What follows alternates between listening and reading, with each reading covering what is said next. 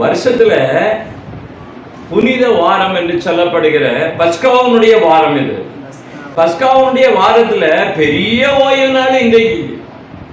உலகம் முழுவதும் உள்ள தேவ பிள்ளைகள், தேவதாசர்கள், தேவனுடைய திருச்சபை மக்கள் அனைவரும் ஆண்டுடைய சமூகத்துல இந்த 3 நாட்கள் என்ன செய்வாங்க அப்படின்னு கேட்டா, தேவ சமூகத்துல காத்திருப்பாங்க. இயேசுவை காட்டி கொடுத்த அந்த ராத்திரியிலே என்ன நடந்தது? தேவன் அப்பத்தை விட்டு கொடுத்து இயேசு கிறிஸ்து பூமியிலே காட்டி தந்த அந்த பஸ்காவினுடைய வாரத்துல திருவசனத்தின்படி, ஆண்டவருடைய கட்டளையின்படி உலகம் முழுவதும் உள்ள திருச்சபைகள்ல அப்போஸ்தலர் சபைகள், பெந்தேகோஸ்தே சபைகள், புராட்டஸ்டன்ட் சபைகள், கத்தோலிக்க சபைகள், பிரெஸ்பிட்டரியன் சபைகள், உலகத்தில் இருக்கக்கூடிய லுத்தரன் சபை, எல்லா சபைகளிலுமே என்ன பண்ணுவாங்க அப்படின்னு கேட்டா, அந்த நாள் இது ஆண்டவருடைய சிலுவையின் தியானங்கள் என்று சொல்லிட்டு என்ன பண்ணுவாங்க, பஸ்காவுடைய வாரம் 8 நாட்கள் விசேஷித்த பண்டிகை என்று வேதத்திலே சொல்லி இருக்கிற பிரகாரமாக அதை நிறைவேற்றி தந்த ஆண்டவராய் இயேசு கிறிஸ்துவை, ஆண்டவருடைய திருவசனத்தை தியானிப்பார்கள், ரட்சிப்பருடைய திருவசனத்தை தியானிப்பார்கள். அதில் சொல்லப்பட்ட அந்த வார்த்தைகளை தான் அப்போஸ்தலர்கள் உலகத்திற்கு சொன்னார்கள்.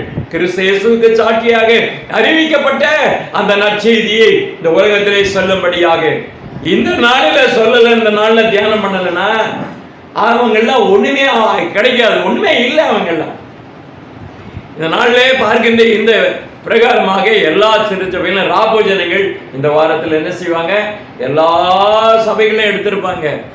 நீங்க எடுத்தீங்களா நான் கேட்க மாட்டேன். பஸ்கா என்று சொன்னாலே அதை என்ன பண்ணுவாங்க, பெசகா என்று சொல்லுவார்கள், பாஸ்ஓவர் என்று சொல்லுவார்கள், இது ஒரு பண்டிகை என்று சொல்லுவார்கள். ஆனா உலகத்துல மனிதர்களுக்கு 2 காரியத்தை மனிதர்கள் நினைப்பார்கள். எது அப்படின்னா, பிறப்பு இறப்ப நினைவு கூறுவார்கள். ஆனா உலகத்துல நினைவு கூறுகிற 3 நிகழ்வு, 3 காரியம் இயேசுவிடத்தில் இருக்குது. அது என்னது? பிறப்பு, அப்புறம் மரணம், அப்புறம் உயிர்த்தெழுதல். 3 காரியம் யாரிடத்தில் இருந்தது? உலகத்துல இயேசுவினிடத்தில் இருந்தது. அப்போ இந்த வார்த்தையின்படியாக உலகத்துல இயேசு கிறிஸ்துவினுடைய ஆண்டவர் அந்த வாரத்துல எருசலேமுக்கு ஒலிவ மலையிலிருந்து ஜெபம் பண்ணி எல்லாரையும் தன்னுடைய சீசர்களோட தன்னுடைய பரிவாரத்தை போடு என்று எல்லாரையும் கூட்டிக் கொண்டு அழைத்து கொண்டு பெசாயிதா பட்டணத்துக்கு வந்த கழுதை குட்டியை கொண்டு வருகிறார்கள். ஆண்டவர் அதிலே பவனித்து எருசலேமிலே கடந்து வருகிறார். எருசலேமிலே இருக்கிற எல்லாரும் தாவீதின் குமாரனுக்கு ஓசனா என்று பாடி, கம்பீரமாக பாடி உலகத்துல என்ன பண்ணாங்க, ஆர்ப்பரிக்கிற பண்டிகையே இயேசு கிறிஸ்துடைய அந்த நாட்களிலே இயேசு வருகிறார், கழுதையின் மேலே வருகிறார். இந்த தேவன் என்ன அப்படின்னா, தாவீதின் கோத்திரத்திலே, தாவீதின் வம்சாவளியிலே வந்த யூத கோத்திரத்தினுடைய சிங்கமாக, ராஜாவாக வருகிறார் என்று சொல்லி ஜனங்கள் சொல்லி சொல்லி சொல்லி பாடி ஓசனா என்று பாடி மகிழ்ந்தார்கள். ஆனா கடைசியில பார்த்தா மறுவாரம் அதே என்னாச்சுன்னா, இயேசு கிறிஸ்துவை அழைத்து கொண்டு வந்ததுக்கு அப்புறம் என்ன செஞ்சாங்க, சிலுவையிலே என்ன பண்ணாங்க, சிலுவையிலே ஏற்றி விட்டார்கள் என்று நாம் பார்க்கிறோம். கர்த்தருக்கு ஸ்தோத்திரம் உண்டாவதாக. இதுல என்னன்னா 2 விதமான பண்டிகைகள் அங்கே கொண்டாடப்படுகிறது. ஒன்று இயேசு கிறிஸ்துவினுடைய பண்டிகை என்ன அப்படின்னா, அங்கிருந்து வரும்போது ஆர்ப்பரிப்பான பண்டிகை, ஓசன்னா பண்டிகை கொண்டாடுகிறார்கள். அதுக்கப்புறமா என்ன ஆயிப்போச்சு அப்படின்னா, கடைசியில ஆண்டவருடைய மரணத்துக்கு அப்புறமா உயிர்த்தெழுதல் பண்டிகை கொண்டாடப்படுகிறது. உலகத்தில் அந்த 2 பண்டிகைகளை விசேஷமாக கிறிஸ்தவர்கள் இந்த நாட்களிலே நிகழ்ச்சிகளை கொண்டு வருகிறார்கள். இந்த ஒரு பண்டிகையிலே நீங்கள் சற்று கவனிக்க வேண்டும். இந்த ஈஸ்டர் என்று சொல்லப்படுகிற இந்த பண்டிகை என்பது எப்போ வந்தது அப்படின்னா, ஆதி காலத்தில் கிடையாது. இயேசு கிறிஸ்து மரித்தார் என்று அப்போஸ்தலர்கள் அதை கொண்டாடவில்லை, திருவசனமும் அப்படி சொல்லவில்லை. ஏன் என்று பார்த்தா, ஆண்டவர் உயிர்த்தெழுந்தாரா என்பதை பார்ப்பதற்காக என்ன செய்தார்கள், வாரத்தின் முதல் நாள் எங்க போனாங்க, கல்லறைக்கு தான் போனாங்க, ஆலயத்திற்கு போகவில்லை, கல்லறைக்கு போனார்கள். நல்லா புரிந்து கொள்ள வேண்டும். ஆண்டவர் உயிர்த்தெழுந்த ஒரு பெரிய அதிசயமான ஒரு காரியம். மீட்பினுடைய பணியை நிறைவேற்றி உயிர்த்தெழுந்து அவர் ஜெயித்து வந்தார், மரணத்தை வென்றார் என்று சொல்லி இன்றைக்கு மக்கள் கொண்டாடுகிறார்கள். ஆனால் அது என்ன அப்படின்னு பார்த்தா, அதை நாம் பார்க்கப்படும் போது உலகத்தில் என்ன பண்ணிட்டாங்க அப்படின்னா, இந்த எகுமெனிக்கல் கவுன்சில் என்று சொல்வார்கள். உலகம் முழுவதும் உள்ள திருச்சபைகள்லாம் ஒரு ஐக்கியத்தை, ஒரு ஃபெல்லோஷிப்பை வச்சு ஒரு கவுன்சிலை ஒன்று உருவாக்கி அதிலிருந்து சில சட்டங்களை கொண்டு வந்தார்கள். அது எப்போ அப்படின்னு பார்த்தீங்கன்னா 725 இயேசு கிறிஸ்துவினுடைய பிறப்பு கிபி 725வது ஆண்டு தான் என்ன பண்ணாங்க, இந்த புறஜாதிகள் என்ன பண்ணாங்க? புறஜாதிகள் புற சபைகளில் இருக்கிறவர்கள், புறமாக இருந்து சபைகளில் வந்தவர்கள், இவர்கள் தான் என்ன பண்ணாங்க? இந்த கோரிக்கையை வைத்தார்கள். என்ன அப்படின்னா, அஸ்தரோத்தை கொண்டாடினவர்கள், உலகத்தில் கிரேக்க பண்டிகையை கொண்டாடினவர்கள், எகிப்திலே கொண்டாடின பண்டிகைகள், மெசோடோமியாவில் கொண்டாடின பண்டிகைகள், அந்த அஸ்தரோத்தை என்ன பண்ணாங்க? அந்த பண்டிகையை என்ன பண்ணாங்க? ஆசரிப்பதற்கு என்ன பண்ணாங்க அப்படின்னு கேட்டாக்க, உயிர்த்தெழுந்த நாளை என்ன பண்ணாங்க? ஈஸ்டர் என்று மாற்றிக் கொண்டார்கள். ஈஸ்டர் என்கிற பண்டிகை கிறிஸ்தவத்திலே கிடையாது. நாம் என்ன சொல்லுகிறோம்னா, இயேசுவானவர் உயிர்த்தெழுந்த நாள் என்று நாம் சொல்லுகிறோம். ஆனா உயிர்த்தெழுந்த பண்டிகை என்று சொன்னாலும் கூட தப்பு இல்லை. ஆனா என்ன பண்றாங்க? ஈஸ்டர் என்று சொல்லுகிறது தான் தவறு. அது கிபி 725 ஆண்டு இந்த உலகத்திலே புறஜாதிகளால் உருவாக்கப்பட்ட மார்க்கம் அங்கே என்னாச்சு? அந்த உபதேசம் அங்கே சபைகளுக்குள்ளே வந்தது என்று நாம் பார்க்கிறோம். அப்படியாக ஆண்டவருடைய தேவனுடைய ஜனமே, இப்படிப்பட்ட காரியங்களை புறஜாதிகள் பின்பற்றி வந்து அந்த காரியங்களை சபைகளை கொண்டு வந்து இன்றைக்கு ஈஸ்டர் கொண்டாடுகிறது அநியாயமான காரியம், கர்த்தருக்கு பிரியமில்லாத காரியம் என்பதை நாம் பார்க்கிறோம். ஆனால் இந்த நாட்களில் பார்க்கப்படும் போது இயேசுவானவர் அந்த பண்டிகையினுடைய நாட்களிலே, அந்த பஸ்காவினுடைய அந்த 8 நாள் பண்டிகையிலே ஆண்டவர் சொல்லிக் கொடுத்தது என்ன? எதை சொல்லி வந்தார்? எதை ஆசரித்தார்கள்? யோவானுடைய புத்தகம் 13வது அத்தியாயம் 15வது வசனத்தில் நீங்கள் பார்க்கப்படுவது, பஸ்கா என்கிற அந்த புனித வாரத்திலே கிறிஸ்து இயேசு கற்றுக் கொடுத்த ஒரு காரியம் என்ன என்று பார்க்கப்படுவது, ஆண்டவரும் போதகருமா இருக்கிறேன் நான் உங்களை வாரங்களை கழுவி உங்களுக்கு இதை நான் முன்மாதிரியாக காண்பிக்கிறேன். நான் செய்தபடி நீங்களும் அதை என்ன செய்யணும்? பின்பற்றி செய்யுங்கள் என்பதை கற்றுக் கொடுத்த தேவனாய் இருக்கிறார். இரண்டாவது ஒரு காரியத்தை கற்றுக் கொடுத்தார். என்ன கற்றுக் கொடுத்தார் என்று பார்க்கப்படும்போது, திராட்சை ரசத்தை எடுத்து அதை காண்பித்தார். என்ன சொன்னார் அப்படின்னா, இது உங்களுக்காக சிந்தப்படுகிற என்னுடைய ரத்தமா இருக்கிறது என்பதை காண்பித்தார். அதுக்கப்புறம் என்ன பண்ணாரு அப்படின்னா, அப்பத்தை காண்பித்து இது என்னுடைய சரீரமா இருக்கிறது, இதை வாங்கி நீங்கள் உங்களுக்குள்ளே பகிர்ந்து கொள்ளுங்கள், உங்களுக்கு நித்திய ஜீவன் உண்டாகும்படியாக இந்த காரியத்தை ஆண்டவர் 3 காரியத்தை உலகத்துல தேவன் பஸ்காவுடைய நாட்களில் கற்றுக் கொடுத்தார் என்பதாக நாம் பார்க்கிறோம். கர்த்தருக்கு ஸ்தோத்திரம்.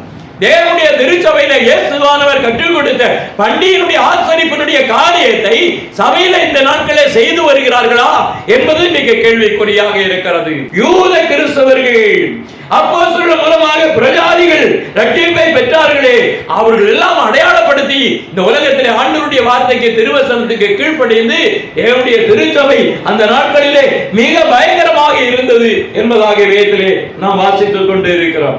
கர்த்தருடைய நாமத்துக்கு ஸ்தோத்திரம். இயேசுவானவர் அங்கே சபையிலே வந்தபோது ஜனங்கள் எல்லாம் என்ன சொன்னார்கள் என்று பார்த்தா, ஆண்டவர் பிரசங்கிக்கிற நேரத்திலே சபையில கொடுக்கிற ஒரு காரியம் என்ன அப்படின்னு கேட்டா, நானே நியாயப்பிரமாணத்தை அழிக்க வந்தேனோ ஒழிக்க வந்தேனோ என்று நீங்கள் எண்ணிக்கொள்ளாதீர்கள், அதை நான் நிறைவேற்றும்படியாக இந்த உலகத்திலே வந்தேன் என்று சொல்கிறார். அல்லேலூயா.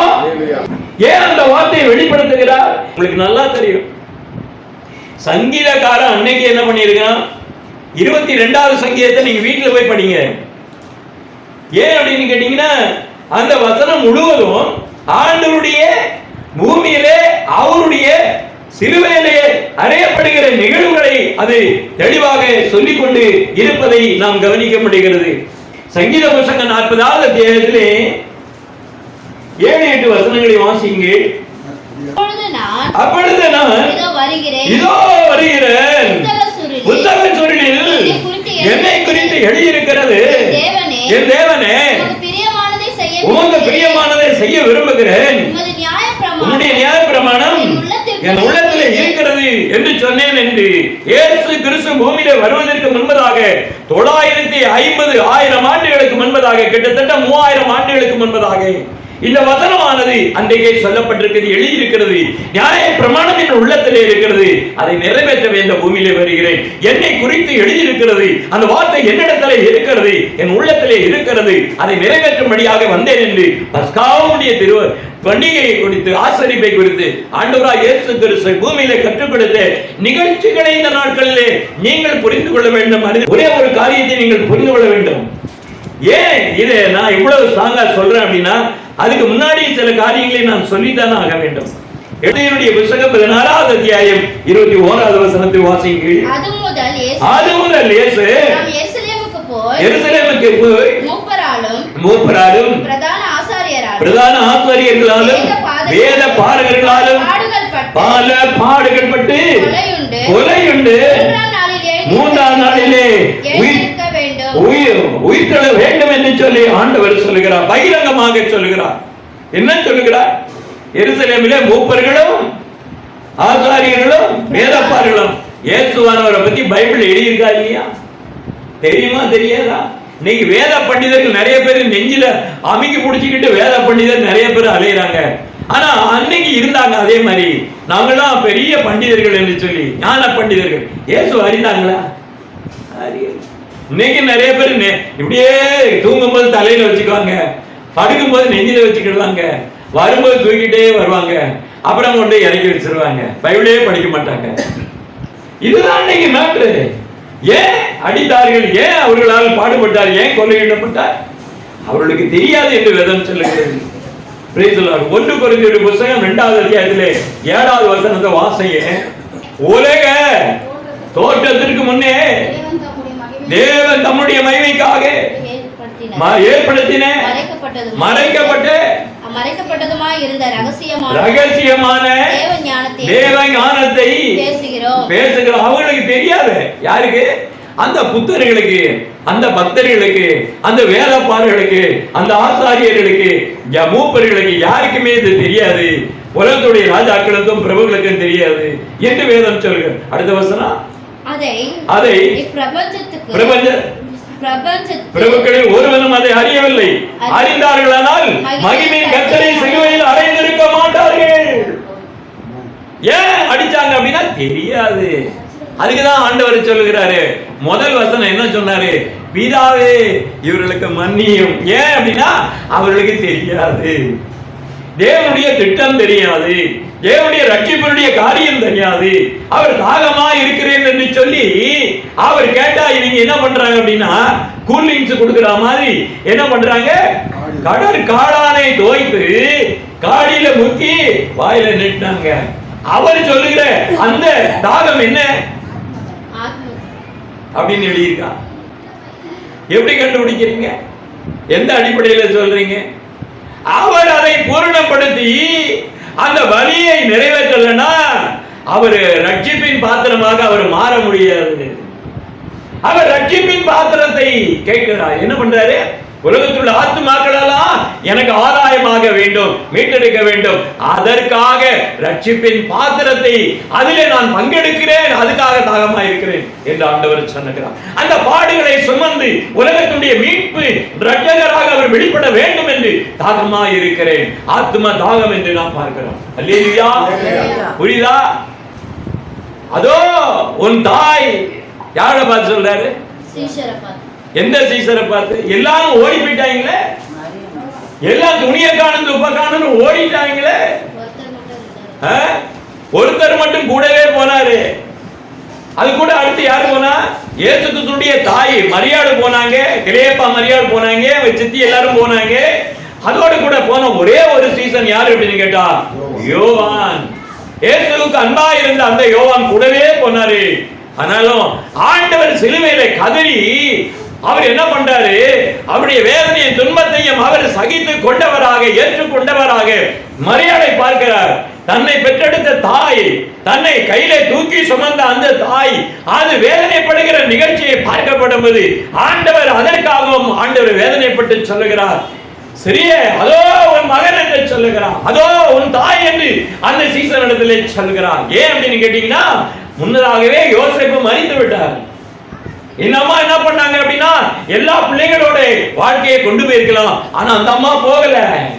ஆண்டவரை இயேசுவை சுமந்த அந்த தாய் தன்னுடைய உள்ளத்திலே இயேசுவுக்காக தன்னை அர்ப்பணித்து ஊழியத்திலே கடந்து வந்ததை நாம் பார்க்கிறோம். முதலாவது திருச்சபையிலே 120 பேர்ல இயேசு கிறிஸ்துவின் தாயாகிய மரியாள் அங்கே இருந்தார்கள் என்பதை நாம் பார்க்க முடிகிறது.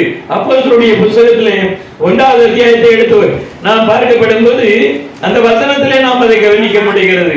அங்கே தாயாகிய மரியாளும் அவர்களுடைய கூட ஆண்டவருடைய ஊழியத்திலே பங்கெடுத்தார்கள், சீசர்களோடு தங்கி இருந்தார்கள், ஜெபத்திலே இருந்தார்கள் என்பதை நாம் பார்க்க முடிகிறது. அப்போஸ்தலர்களுடைய புத்தகம் 1வது அத்தியாயத்திலே 14வது வசனத்தை வாசியுங்கள். அங்கே இவர்கள் எல்லோரும் ஸ்திரீகளோடும் இயேசுவின் தாயாகிய மரியாளோடும் அவருடைய சகோதரரோடும் கூட ஒருமனப்பட்டு ஜெபத்திலும் வேண்டுதலிலும் தரித்திருந்தார்கள். தாயாகிய மரியாளுடைய பங்கை பார்த்தீங்களா?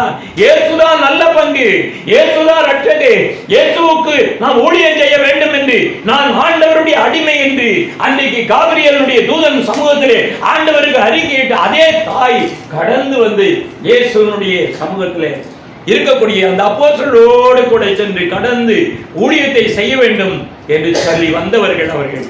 அந்த தாயை நினைத்து பாருங்கள், சாதாரண ஒரு காரியம் இல்லை. அதனாலதான் ஆண்டவர் இப்படிப்பட்ட ஊழியத்தை சுமக்கிற இயேசுவை சுமந்த அந்த தாய் இந்த ஊழியத்தை நான் சுமப்பேன் என்று ஆண்டவருடைய திருச்சாறு சமூகத்திலே ஒப்பு கொடுத்தவர்களாக கடந்து வந்ததை நான் பார்க்கிறோம். உங்க எண்ணங்கள் எல்லாம் எங்கெங்க இருக்குன்னு ஆண்டவர் பார்க்கிறாரு. இப்படியாக தேவனுடைய திருச்சமயத்துல கையில ஆண்டவரே சுமந்த அந்த தாய் கடைசியிலே நான் ஊழியத்தை சுமக்க நான் வருகிறேன் என்று சொல்லி அந்த தாயார் வந்ததை இதிலே நாம் பார்க்கிறோம். கர்த்தருக்கு பிரியமானவர்களே, இதுவாக நீங்கள் பார்க்கப்படும் போது இயேசுவானவர் சொன்ன ஒரு வார்த்தை, 3ஆம் நாளிலே நான் உயிர் தெழுவேன் என்று சொல்லியிருக்கிறார்.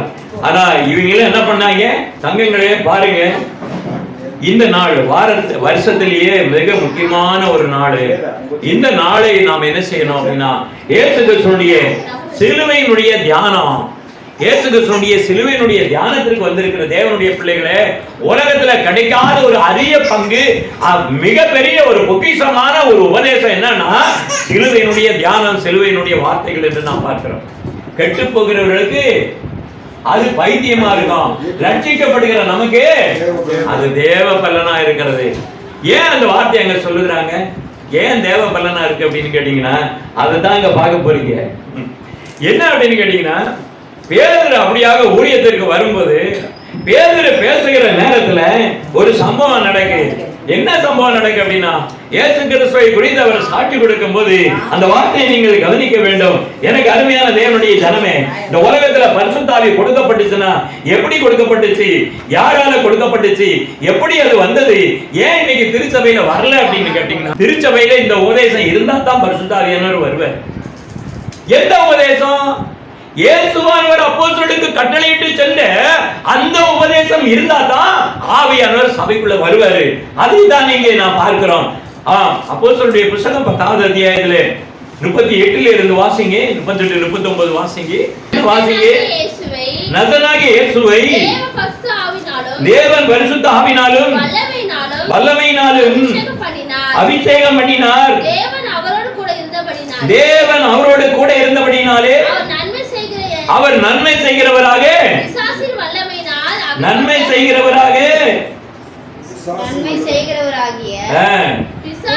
அவர் என்ன பண்ணாரு? நன்மை செய்கிறவராக பிசாசுடைய வல்லமையிலே அகப்பட்ட பிசாசுடைய வல்லமையினாலே அகப்பட்ட யாவரையும் குணமாக்குறதா சொல்லி தெரிந்தார் நான் பார்க்கிறோம். அப்போ இயேசுவானுடைய வேலை என்ன, டியூட்டி என்ன? உலகம் யாருக்குள்ளே இருக்கு? சைத்தானுக்குள்ளே இருக்குது, சாத்தானுக்குள்ளே இருக்குது. அவனுடைய ஆவினாலே இந்த உலகத்தினுடைய ஜனங்களும் ஜனங்களுடைய உலகத்தினுடைய பிரதிநிதிகளும் இந்த உலகத்தினுடைய அதாவது சீமான்களும் அதிகாரிகளும் கூட இந்த உலகத்தினுடைய அதிபர்கள் கூட சாத்தானுடைய ஆவினாலே ஆட்சி படைக்கப்படுகிறார்கள். அவன் தான் அந்த பிரபஞ்சத்தின் தேவனாக இருக்கிறார். அப்படிப்பட்ட அவனுடைய கண்ட்ரோல்ல இருக்கக்கூடிய ஜனங்களை நீங்க மீட்டெடுப்பதற்காக கர்த்தர் சொல்லி இருக்கிறாரு. அவன் ஆவியில இருக்கிறான், அவனை நீங்க பிடிச்சு வெளியில கொண்டு வாங்க. ஊழியத்தை நம்ம செய்யறோமா? அவர் சொன்ன காரியங்களை எதையுமே நம்ம என்ன செய்யல, சரியானபடி செய்யலை என்பதை நாம் பார்க்கிறோம். 40வது வசனத்தை வாசிங்க. ஆயினும் மூன்றாம் நாளிலே நான் சொல்லுகிறேன், மூன்றாம் நாளிலே தேவன் அவரை எழுப்பினார், பிரத்யட்சமாய் காணும்படி செய்தார். ஆயினும் எல்லா ஜனங்களுக்கும் பிரத்யட்சமாகும்படி செய்யாமல் அவர் மரித்தொழிந்து எழுந்த பின்பு அவருடைய புசிக்க குடித்தொள்ளுமாகிய தேவனால் முன்பு நியமிக்கப்பட்ட சாட்சிகளுமாகிய எங்களுக்கு பிரதேசமாக அவர் என்ன செய்தார்? வெளிப்பட்டார் என்று நாம் பார்க்கிறோம். அதுக்கப்புறம் என்னாச்சு? 500 பேருக்கு மேற்பட்டவர்களுக்கு ஆண்டவர் என்ன பண்ணாரு? தன்னை காண்பித்தார் என்று நாம் பார்க்கிறோம். இப்படியாக ஆண்டவரை எழும்பி தன்னுடைய தரிசனத்தின் மூலமாய் பூமியில எல்லாருக்கும் தன்னை காண்பித்தார் என்பதாக நாம் பார்க்கிறோம்.